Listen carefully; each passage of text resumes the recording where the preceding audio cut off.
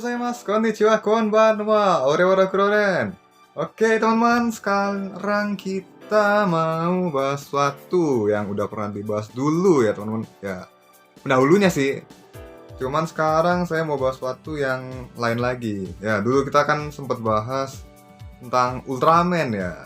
Tapi yang kita utamakan waktu itu bahas Ultraman Trigger. Dan sekarang kita mau bahas Ultraman Decker yang merupakan lanjutan dari Ultraman Trigger-nya sendiri, teman-teman ya. Oke, mumpung nih Ultraman Decker lagi tayang di RTV ya, teman-teman. Jadi buat yang suka nonton di RTV nih, simak baik-baik karena ini akan sangat penting ya. Ya, penting mungkin ya. Ini saya mau bahas tentang ini apa garis besar dan juga beberapa fakta yang ada di Ultraman Decker. Soalnya saya belum sempat nonton di RTV-nya sih. Belum sempat nonton di TV ya. Jadi cuman saya harus bilang series ini bagus banget. Bener-bener worth banget buat ditonton ya teman-teman. Gak akan nyesel nonton Ultraman Decker. Wah beneran. Ayo tanpa berlama-lama lagi kita mulai. Oke, kita mulai dulu. Decker! Kita mulai dari awal dulu ya teman-teman. Ultraman Decker ini merupakan sequel dari Ultraman Trigger yang menceritakan kisah tentang 7 tahun setelah movie Ultraman Trigger itu selesai ya perkaranya. Ini movie yang berjudul episode Z, dimana di sini Trigger collab dengan Ultraman Z dan juga Trigger Dark buat melawan musuhnya, yaitu Evil Trigger ya. Jadi selama 7 tahun ini nih, abis kejadian ini Bumi itu dalam keadaan damai tanpa serangan monster sama sekali gitu. Kemudian teknologi bumi juga udah semakin maju di sini dan Mars juga sama, maju juga. Lebih maju daripada di Trigger ya. Iyalah, orang time skip 7 tahun, teman-teman, bayangin. Lama banget 7 tahun. Bahkan transportasi dari bumi ke Mars itu udah tersedia buat umum. Ya, bahkan ini penduduk-penduduk planet bumi dan Mars juga bisa deh apa jalan-jalan antar planet gitu kan. Bolak-balik gitu, wisata, foto-foto. Terus kita diperkenalkan dengan tokoh utamanya yaitu Asumi Kanata yang merupakan seorang anak muda yang positif dan penuh semangat. Wah, mantep jiwa teman-teman. Saat itu dia lagi berjualan keripik beras atau senbei bersama kakeknya. Jadi kakeknya ini punya toko senbei itu teman-teman. Sementara orang tuanya tuh lagi berlibur ke Mars. Waduh, luar biasa ya. Terus di sini selagi dia lagi keliling-keliling keluar jualan senbei di luar, ini dia nemu petugas-petugas TPU ya. Terus dia mau kasih senbeinya secara gratis ke petugas-petugas TPU tuh buat menghormati dan menghargai jasa-jasa mereka yang lagi berpatroli dan menjaga keamanan sekitar gitu kan. Wah, ini kalian bisa lihat nih di awal bahwa si Kanata ini merupakan sosok yang sangat positif gitu. Positif dan menyenangkan sebagai tokoh utama. Wajib banget buat disimak ya. Karakternya si Kanata ini keren banget. Dan terus di situ dia juga ketemu teman satu timnya nanti, teman-teman. Yaitu si Ichika Kirino dan juga Ryumon Soma ya, teman. Ini mereka adalah orang-orang yang hebat dalam bidang mereka masing-masing. Dan meskipun di awal tuh mereka masih kurang pengalaman dan juga kurang koordinasi, kerjasama juga masih acak-acakan ya kan. Tapi nanti kalian akan merasakan sendiri perkembangan mereka di tengah-tengah episodenya. Ini pun juga disaksikan secara langsung oleh calon komandan mereka di Godselect yang baru nanti, teman-teman. Yaitu si Murahoshi Taiji ya, teman-teman. Ini dia sempat jadi Kamen Rider Ichigo di film Kamen Rider The Force dan juga The Next. Tapi filmnya buat remaja ke atas, teman-teman. Jadi jangan dicari, jangan nonton kalau masih di bawah umur ya. Ini juga horornya, aduh. Dulu aja saya pas nonton ini tuh iseng nemu filmnya terus nonton langsung trauma. Serius, saya paling gak demen horor-hororan yang kayak gitu. Mendadak muncul sepasukan makhluk asing berbentuk kacang goreng. Ya, kacang goreng. Literally kacang goreng yang nyebar ke seluruh dunia. Ini negara-negaranya banyak yang kena serang, gak cuma Indonesia, gak cuma Jepang ya. Pokoknya satu dunia tuh kena serangannya mereka. Mereka adalah sphere, semacam entitas yang menelan apapun yang mereka sentuh, termasuk makhluk hidup juga. Kemudian, tahukah kalian kalau mereka ini adalah sphere yang berasal dari series Ultraman Dyna yang tersisa dan berevolusi sambil melakukan perjalanan ruang dan waktu. Sudah diucapkan sendiri secara ofisial oleh directornya. Ini kita mau bahas fakta yang lainnya, tapi abis kisahnya ini kelar dulu ya. Lalu di sini pasukan bumi dan TPU langsung beraksi dan ya tahu sendirilah, gak mungkin tahan lama kalau pasukan penyelamat bumi, pasukan pelindung itu ngelawan monster-monster gak pernah tahan lama di Ultraman.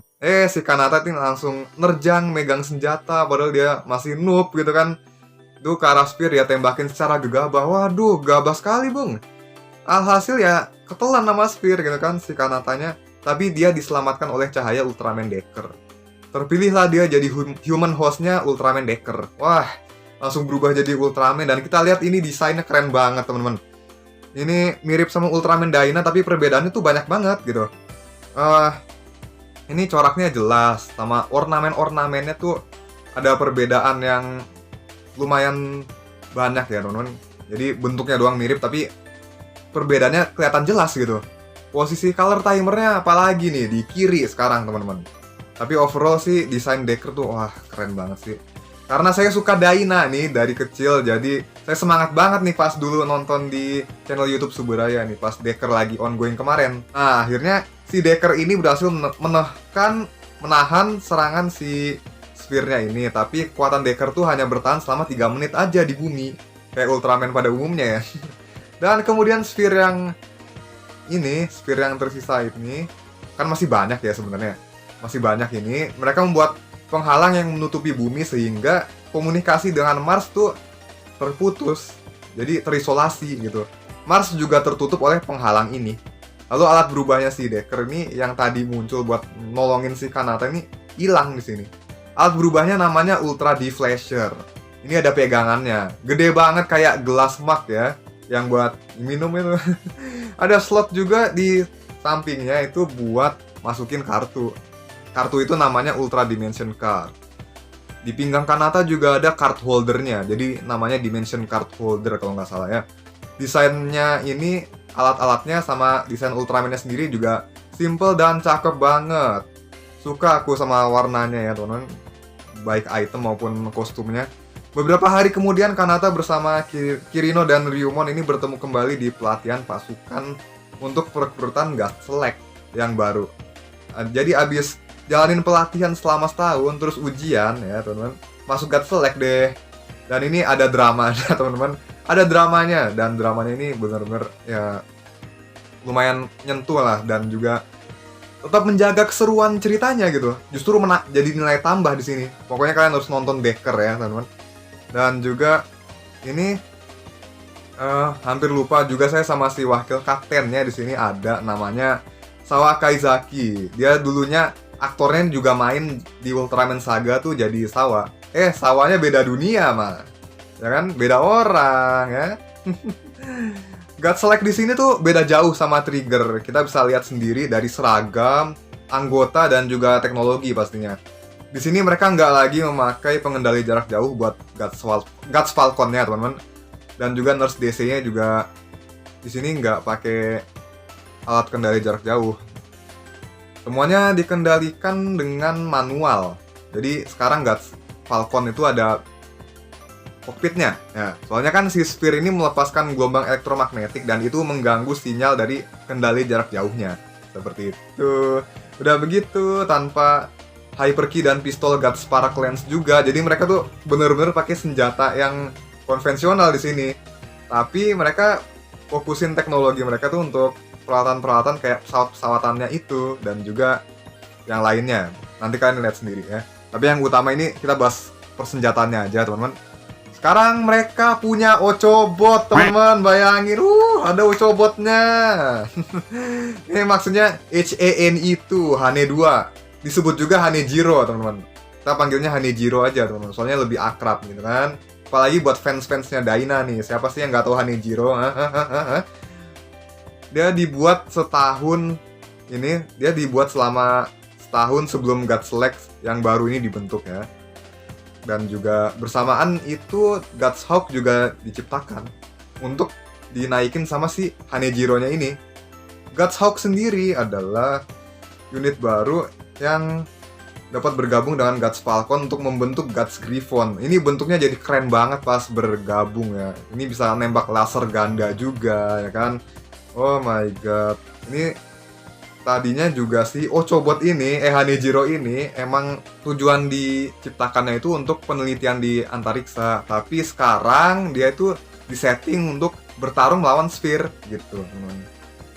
Tapi asalnya dari siapa nih, teman-teman? Dari siapa semua teknologi yang maju ini? Dia adalah sosok Profesor Yuichiro Sakage. Dulunya juga dia adalah pemeran Ultraman Zero ya. Jadi human hostnya Ultraman Zero yang di movie Revenge of Belial tuh, yang namanya Ran kalau nggak salah. Tapi nama aktornya saya lupa. Ya udah. Oke, jadi dulu dia pernah jadi human host sementaranya Zero, teman-teman. Dan juga ini teknologi yang dia ciptakan di Decker ini selalu berkembang ya, teman-teman. Dimulai dari mekanisme Guts Griffon yang bisa ngabisin monster dengan satu tembakan, sampai robot alien bernama Terra Phaser. Wah, ini Terra Phaser mirip banget sama Death Phaser yang di Dyna, teman. Keren bentuknya, tapi si Terra Phaser ini lebih kelihatan lebih gelap dan lebih bagus artikulasinya juga, teman-teman. Kalau Death Phaser tuh kayak kaku-kaku gimana gitu saya lihatnya, teman-teman. Ini kekuatannya si Terra Phaser ini cukup buat ngabisin monster yang bermutasi karena menyatu dengan Sphere. Jadi kan si Sphere ini ketika menyatu dengan monster dia akan memperkuat monsternya juga. Nanti kalian bisa denger dialognya mungkin di seriesnya pas tayang. Dan juga ini diperlihatkan juga performanya mampu mengimbangi si Ultraman Decker sejak dia muncul, dan mereka tuh sering menghabisi monster bersama-sama saat si Terra Phaser-nya ini dinaikin oleh Hanejiro. Nah, ini juga bener kan Hanejiro yang naikin, teman-teman. Jadi, wah kece banget lah. Ada datanya Hanejiro juga di situ. Kapan bahas formnya Decker nih? Nah, di video berikutnya aja ya. Ini mending kita bahas dulu overview dari 3 form utamanya, teman-teman. Ini kita lihat form utamanya adalah Flash Type yang tadi kita udah bicarain desainnya yang menurut saya bagus-bagus aja itu. Ini juga ada 2 form lagi, yaitu Strong Type dan juga Miracle Type. Desainnya keren, ini bener-bener keren banget ya. Postur dan pergantian formnya juga nggak banyak berubah dari face type-nya juga, tapi ornamen di bajunya itu berubah semua. Drastis. Ini lebih unik daripada Trigger, teman-teman. Lebih unik daripada Trigger maupun Dyna loh, teman-teman. Kalau Dyna itu kan cuman berubah postur sama coraknya aja ya, teman-teman. Walaupun ya coraknya beda, berubah semua sih. Tapi kalau Decker itu dia masa motif galaksi di badannya tuh juga ikut berubah, teman-teman. Ikut ke bawah perubahan dengan bentuk yang bervariasi juga. Wah, ini keren banget sih, teman-teman. Dan Ultraman ini sekarang bentuk-bentuknya makin kesini makin bervariasi gitu. Ini ntar Ultraman besoknya gimana lagi nih bentuknya ya. Nah, terus relasi sama Trigger gimana? Nah, tenang teman-teman.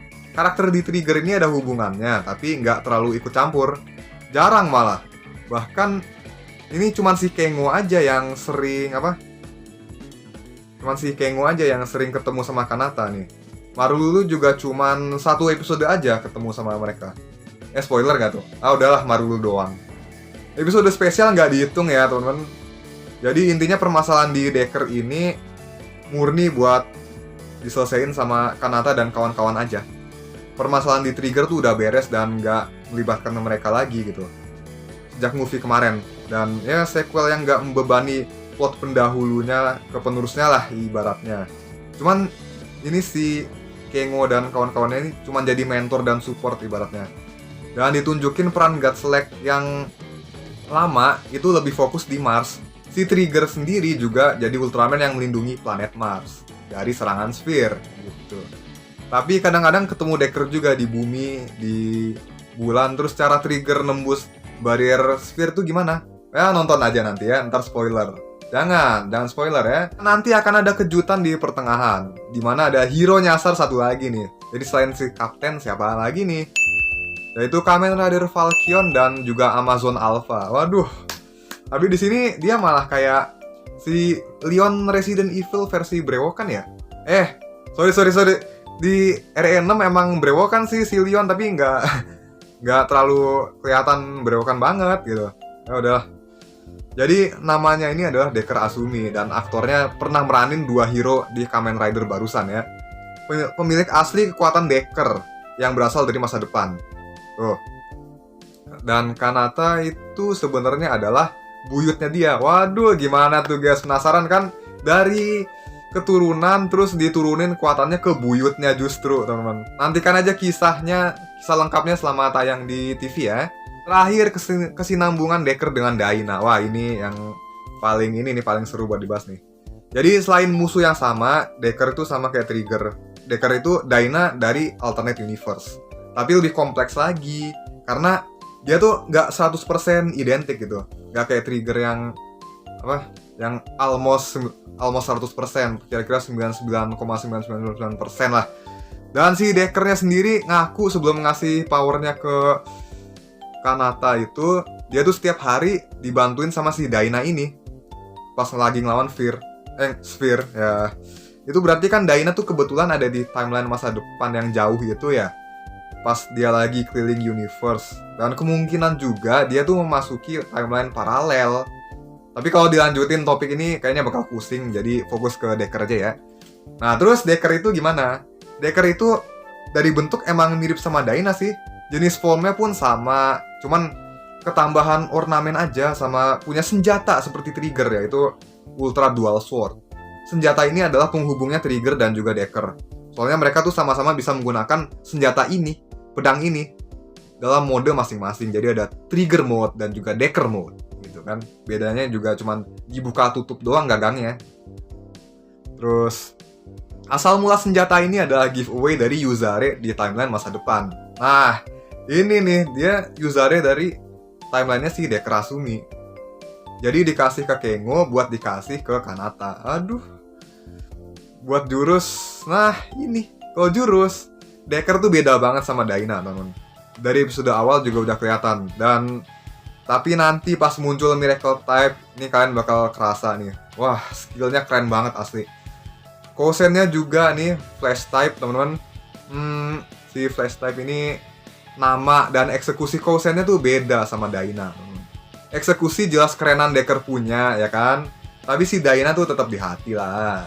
Orang Ultraman masa kecil saya, Ultraman pertama saya tonton, teman-teman. Mantep lah, saya nggak salah beneran. Favorit saya nih series, teman-teman. Nggak salah pilih buat jadiin favorit di era Reiwa ini. Oke, sekian dulu guys. Segitu aja video kali ini. Saya nggak janji bakalan pakai facecam rutinan ya teman-teman, tapi selain itu juga mohon maaf jika ada kesalahan dalam berkata-kata. Jangan lupa like, comment, share, dan juga subscribe-nya. Terus tekan loncengnya biar nggak ketinggalan video saya yang berikutnya. Baik, Rokuren Atsuskare, see you. この番組